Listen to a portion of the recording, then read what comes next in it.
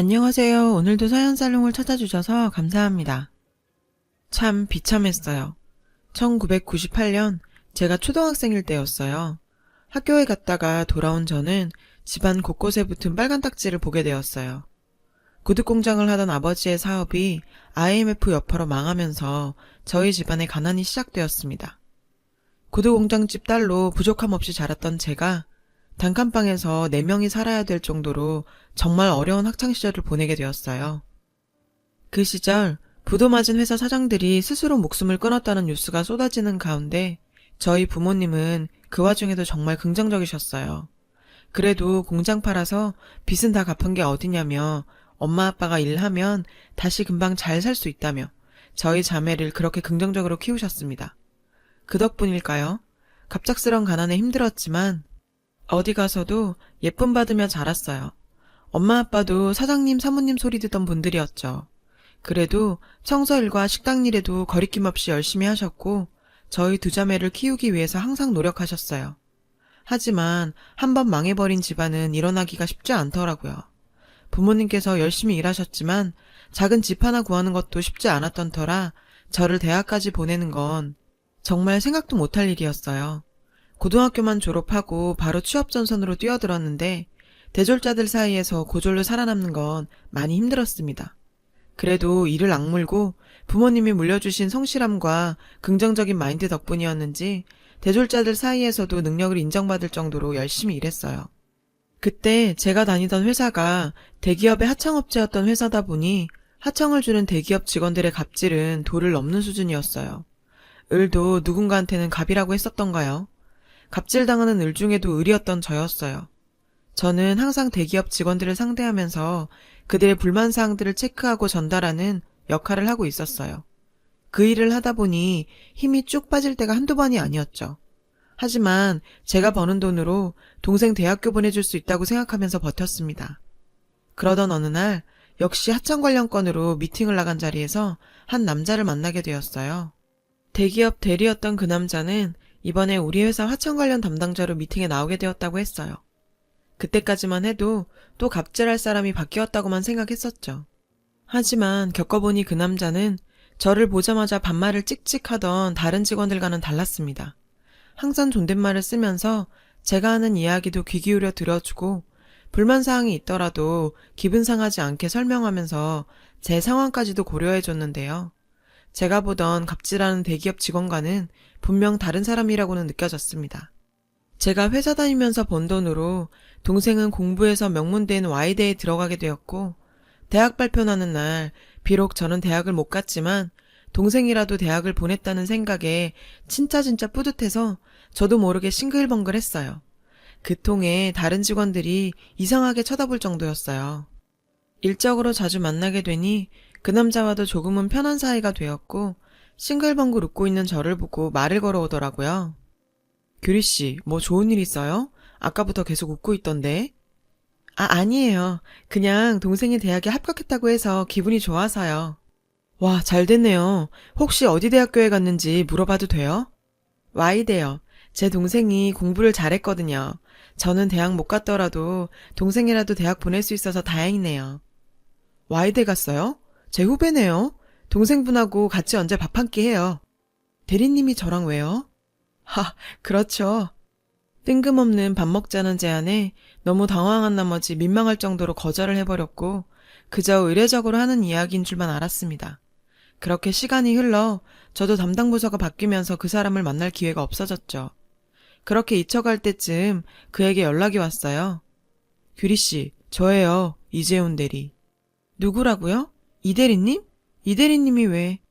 갑자기 전화가 온 그는 회사 근처라며 저녁이라도 먹지 않겠느냐고 물었어요. 사실 그의 저런 친절은 기분 좋은 관심이기도 했지만 저에게는 약간 불편한 부분이었어요. 솔직히 Y대 나온 대기업 다니는 그 남자가 나 같은 고졸에 중소기업 다니는 사람한테 자꾸 왜 밥을 먹자고 하는지 이해할 수가 없었거든요. 계속 거절하는 건 예의가 아니다 싶어서 약속 장소에 나갔고 그 남자는 그날따라 수트를 빼입고 저를 기다리고 있었어요. 저는 그에게 솔직한 제 마음을 얘기했어요. 이 대리님, 사실 이렇게 나오긴 했지만 왜 저한테 밥을 먹자고 하는지 이해가 잘 안 가서요. 규리 씨, 눈치 빠르다더니 완전 눈치 꽝이신데요? 왜 제가 밥을 먹자고 했겠어요? 제가 규리 씨한테 관심이 있으니 이렇게 연락한 거 아니겠어요? 생각지도 못한 그의 말에 저는 어리둥절할 수밖에 없었는데, 네, 맞습니다. 항상 살기 바쁘다 보니 연애할 시간 한 번 없었고 이런 썸조차 타본 적 없었어요. 그 남자가 보내는 신호를 전혀 받지 못했던 건데요. 그 사람은 제가 일하면서 참 힘든 상황에서도 항상 웃으면서 일하는 모습이 마음에 들었다네요. 몇 번이나 저에게 신호를 보냈지만 그때마다 저의 매몰찬 모습에 참다 이렇게 말하는 거라더군요. 그런데 정말 이렇게까지 모르고 있을 거라고는 생각도 못했다며 웃었어요. 그렇게 몇 번을 더 만난 후 저의 첫 연애는 시작되었어요. 그는 제 동생도 후배라며 불러내서 밥 사주고 용돈도 지어주며 제 가족들도 잘 챙겼습니다. 만나면 만날수록 진국이라고 느껴질 만큼 강자에게 강하고 약자에게 약한 멋진 남자였고 연애하면서 한 번도 서운함 느끼지 않게 저를 배려해주는 남자였어요. 그렇게 1년 연애하고 결혼 약속을 했는데 행복했던 연애와 달리 결혼 승낙부터 현실의 벽에 막혔어요. 아무것도 해줄 수 없는 가난한 집안에 고졸, 중소기업에 다니는 제가 그 남자의 집에 눈에 찰 리가 없었죠. 특히 시어머니께서는 어떻게 공부시켜서 대기업까지 보냈는데 고졸을 만날 수 있냐며 격렬하게 반대하셨어요. 저도 물론 이해합니다. 제 처지에 이런 남자를 만난다는 거 자체가 말도 안 된다는 걸요. 아무리 긍정적인 저지만 이 상황에서 시부모님들의 승낙을 바란다는 건 어렵다고 생각했어요. 하지만 시아버지께서는 사람이 중요하지 학벌이 뭐가 중요하냐며 남편 의견에 힘을 실어주셨고 6개월간 설득한 끝에 결혼 승낙을 받아낼 수 있었어요. 사랑하는 사람과 결혼을 하게 되었지만 시부모님 모시고 함께 사는 인연은 정말 생지옥이었어요. 시어머니는 남편과 시아버지 앞에서는 상냥한 시어머니였지만 저와 따로 있을 때는 그야말로 악마 같은 모습을 보이셨죠. 얘야, 너 이리 와봐. 이거 언제 빨았니? 넌 도대체 생각이 있니 없니? 결혼할 때 아무것도 못 해왔으면 집안일이라도 잘해야지. 너 꼴랑 얼마 번다고 그걸로 네 가족 생활비 주고 네 동생 학비 대고 있니? 그럴 거면 결혼은 왜 했어?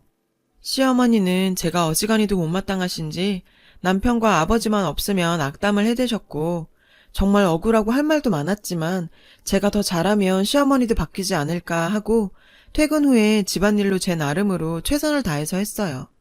하지만 시어머님은 잘 변하지 않으셨죠. 결혼 1년쯤 흘렀을 때 저희 부부에게도 축복이 찾아왔어요.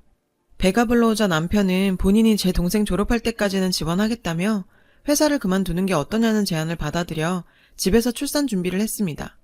저는 아이를 가지면 시어머니도 조금은 달라질 거라고 생각했어요. 시어머니께서는 본인의 손주를 임신하고 있는 저를 여전히 업신여기며 괴롭혔어요. 배불러 온다는 핑계로 일 안 하려는 거 봐라. 내 아들 월급에서 네 동생 학비 나간다면서.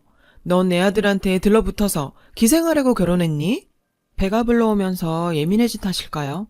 평소 같으면 한 귀로 흘려버릴 이야기에 순간 울컥해서 어머님께 대들었는데요. 어머님, 제가 그만둔 게 아니라 재훈 씨가 그러길 원해서 그만둔 거잖아요.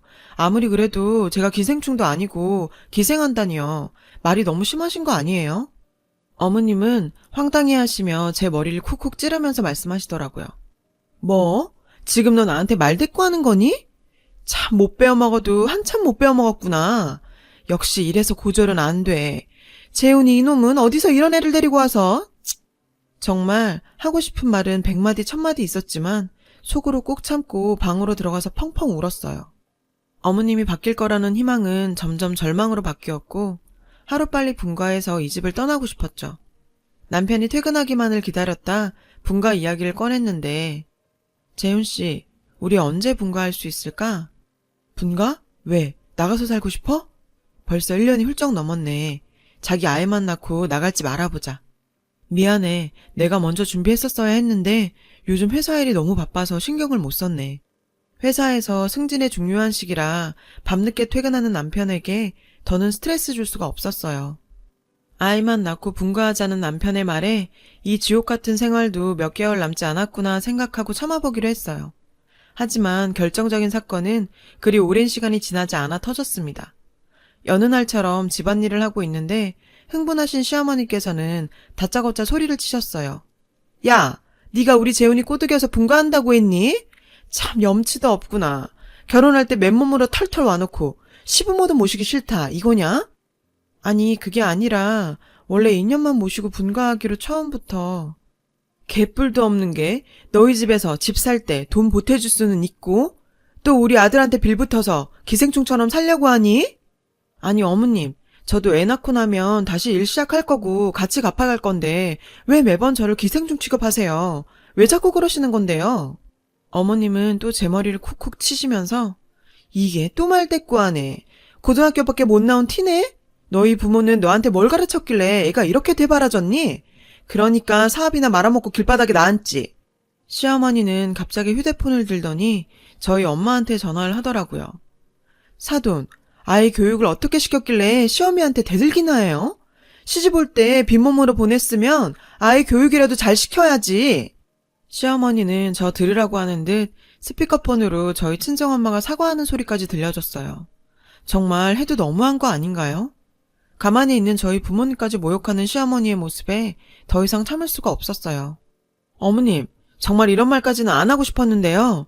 매번 저 고졸이라고 그렇게 욕하시면서 정작 어머님은 중학교밖에 못 나오셨다면서요. 시어머니도 가난한 형편에 중학교까지밖에 졸업 못해서 학벌에 컴플렉스가 어마어마하신 분이었고 제가 치부를 드러내자 임산부인 제 뺨을 때렸어요.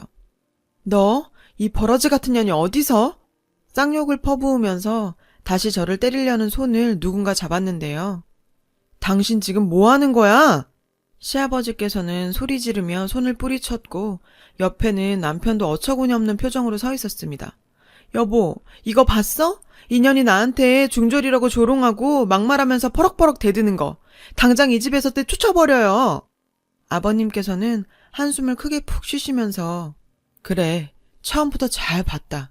네가 그런 사람인 줄 이제 알게 됐네. 사돈 모욕이나 하고 임신한 며느리 때리는 인간이라는 거. 이 집에서 나가야 하는 건 며느라기가 아니라 당신이야. 시아버지께서는 그 모습을 본 이상 시어머니와는 못 살겠다며 당장 집에서 나가라고 하셨어요. 그제서야 상황 파악이 되는 모습이었죠. 재훈아, 네 아버지 왜 이러시니? 네가 뭔 말 좀 해봐라. 너도 네 처가 나한테 대드는 거 다 봤잖아. 남편 역시 가면이 벗겨진 시어머니의 모습을 보고는 절레절레하며 저를 방으로 데리고 들어왔고 본인이 너무 무심했다며 제가 이렇게 힘들 줄 알았으면 빨리 분가를 알아봤어야 했었다며 자책했습니다. 시아버지께서는 진짜 시어머니를 집 밖으로 내쫓으셨고 저와 남편에게도 절대 문 열어주지 말라고 당부하셨어요. 어머님을 내쫓은 지 며칠 뒤 아버지께서는 저희를 찾으셨어요. 며느리기야 정말 미안하다. 난 정말 그 여자가 그런 사람인 줄 몰랐다. 자기 손주 임신한 며느리까지 그렇게 때릴 줄은. 네 시어머니 일은 신경 쓰지 말고 여기 이 돈 꼭 보태서 분가할 집 한번 알아봐라. 아버님은 미안하다시며 집 구하는데 보태 쓰라면 통장을 내미셨어요. 본인께서는 은퇴 후 시골 내려가서 조용히 살고 싶은 꿈이 있었다며 이번 기회에 서울 생활 정리할 거라고 하셨습니다. 시간이 흘러 저는 무사히 예쁜 딸을 출산하게 되었어요. 시아버지께서는 손녀까지 안아봤으니 이제 됐다며 시골로 내려가셨고 저희도 분가하게 되었죠. 아이와 함께 다시 얻은 신혼을 만끽하고 있었을 무렵 시어머니가 집으로 찾아오셨어요. 얘야, 문 좀 열어다오. 제발 문 좀 열어다오. 집에서 쫓겨난 후 오빠 집에 가 계시다 한 번도 안 보이셨던 시어머니의 갑작스러운 등장에 남편과 저는 놀랄 수밖에 없었죠. 몇 달 만에 다시 본 시어머니는 악마같이 저를 괴롭히던 표독한 그 모습이 아닌 그저 흰머리 희끗희끗한 힘없는 60대 중년일 뿐이었어요. 재훈아, 네 아빠 좀 어떻게 설득해다오. 너희 아빠가 나랑 이혼하잔다. 나 네 아빠 없으면 아무것도 없는 거 알잖니. 나 앞으로 어떻게 살아가니. 애기야, 내가 이렇게 무릎 꿇고 사과하마. 한 번만 내가 사돈한테도 찾아가서 무릎 꿇고 사과하고 왔다. 제 앞에서 무릎 꿇고 한 번만 시아버지를 설득해달라는 그 힘 빠진 시어머니의 모습에 내가 겨우 저런 사람한테 2년간 그렇게 심한 고초를 당했다고 생각하니 너무 어이가 없었어요. 저기 어머님, 저 때리실 때는 이런 생각 안 해보셨죠? 어떻게 임신한 며느리를 그렇게 때릴 생각을 하셨을까요? 폭행죄로 고소하려는 거 남편 보고 꼭 참은 줄이는 아세요. 더 이상 여기서 이러지 마시고 나가세요. 2년간의 쌓인 울분을 모두 푼 건 아니었지만 항상 시어머니 앞에 서면 위축되던 제가 속마음을 내뱉고 나니 마음이 한결 시원해지는 것 같았어요. 남편은 어머님의 그런 모습에 안타까운 듯 했지만 제 편에 서줬어요. 시아버지와 이혼 문제는 우리가 관여할 문제가 아니라 아버지와 풀어야 할 문제라며 더는 이렇게 찾아오지 말라며 단호하게 말하더라고요. 참 다사다난한 2년간 시집살이였는데요. 이런 고난이 있어서인지 요즘의 행복이 더 소중하게 느껴지는 거 아닌가 싶습니다. 시아버지께서는 밤마다 영상통화할 만큼 손녀 바보가 되셨어요. 소진이 보고 싶을 때는 냉큼 오셔서 보고 가시곤 합니다. 시어머니와 시아버지는 지금 같이 살고 계세요. 어머님과 말씀 많이 나누시고 다시는 안 그러겠다고 하셨나 봐요. 오랜 부부의 연을 제가 끊을 수는 없죠. 그리고 시아버지 현명하신 분이니까 잘 결정하셨을 거라 생각합니다. 저희 세 식구와 시어머니는 아직 만나고 있진 않아요. 남편과 저도 언젠가는 자연스럽게 뵙게 되겠죠. 시간이 약인 그것까지는 맞고 싶지는 않네요. 가난은 죄가 아니에요.